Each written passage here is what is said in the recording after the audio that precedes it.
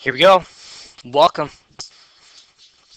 Let's get this math started. We're on 7.3, unknown numbers in arithmetic, so we can talk about different types of equations, right? A fun word we're going to use throughout this year, equations.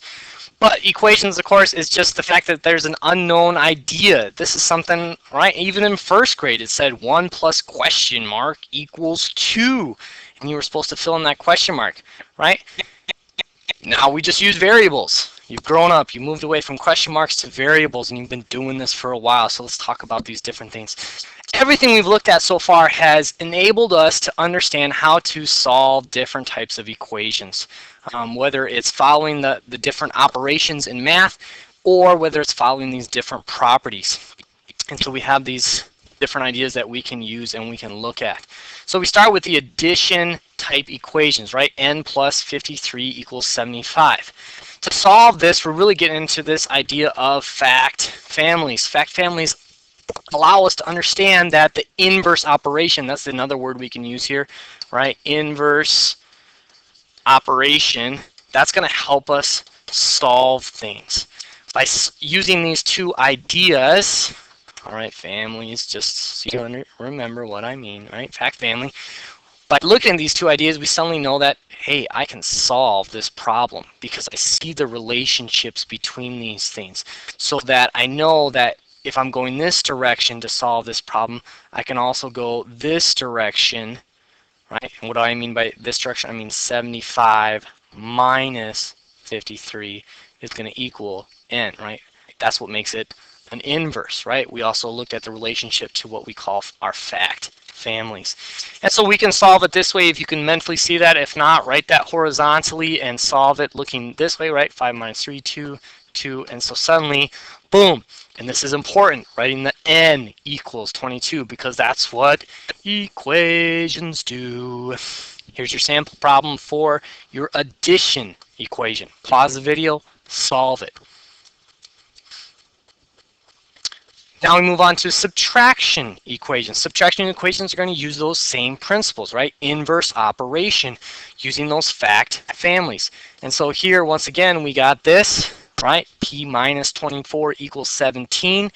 All right, so we got our minuend, we got our subtrahead, we got our difference. And to solve this, we're going to, inverse it. 17 plus 24 is going to give us, right, our minuend is going to give us that letter P. If you can solve it this way, if you can see how to mentally line this up with this and then carry it and line up with that, go ahead, do that. If you can't, right, if you like it horizontal, right, do that. Line them up, your decimal place values, boom, add, add, add. Here we go. Throw our variable there, circle our answer. Everything's good. Everyone's happy. Moving on. There's your sample.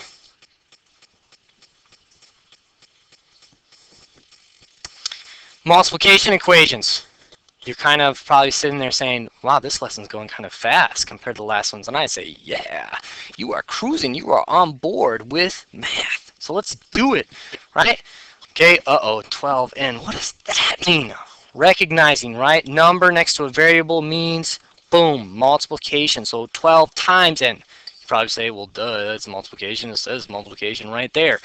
Well, of course, but you got to recognize it when it doesn't say multiplication right here in front of you, all right? But multiplication is going to use that same idea. Inverse operation, right? Or we can go back to our friendly fact families. I love family, right? Family's great. So if I go 12n equals 168, right? Here's my product, right? When it comes to inversing it, my product becomes my, yes, that's right, the dividend. And so I can throw that in my box like this, and I can divide by 12, my divisor, and now I'll be able to solve for n. This is going to equal n. Oh, maybe I'm not going to write that quite yet, just in case we're getting into decimals or anything like that. Anyway, 12 goes into 1, 0 times 12 goes into 16, 1 times 1 times 12. All right, we're doing math. We get 48. Oh, good, nice clean number. 12 times 4 gives us 14, and suddenly we get an answer of n equals 14 because we don't need this 0 here. It doesn't give us any value. I'm cruising. Maybe I can slow down and walk you through it. If I'm going too fast, what do you need to do? Pause the video, go back, watch it. If you're going to watch it once, twice, 3 times, 4 times to get it, that's okay. That's okay. That's the whole point of the video. Go back, rewatch it, listen to it a little slower, watch it again, watch it again, watch it again. That's the benefits. Here's your sample problem. Do it. You got this. Division equations. All right, so we get division 2. Right, this time we got a divided by 3 equals 15. All right, what's our inverse going to be here? How are we going to solve this problem? All right, so we have our dividend, divisor, quotient, right? Inverse, opposite. We can take 15 times 3. Oops, let's throw that 3 in there. Is going to equal a. Right?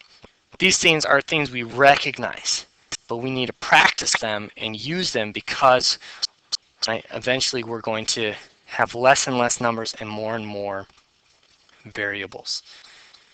And that's not to scare you. You're ready for it. That's why you're here. That's why you're in 7th grade math. 15 times 3 equals a. How are we going to solve that? All right, this is one I can do this way. I don't need to line it up. But if you need to line it up like this, if you need to write it like this, horizontal to solve, okay. I got it. A equals 45. Ready for one last sample? Get her done. That's a nice country term. We're not going to reminisce right now. Sounds good. Is that it? Boom, that's it. Get your sample done. Get to work. Unknown numbers in arithmetic. 7.3.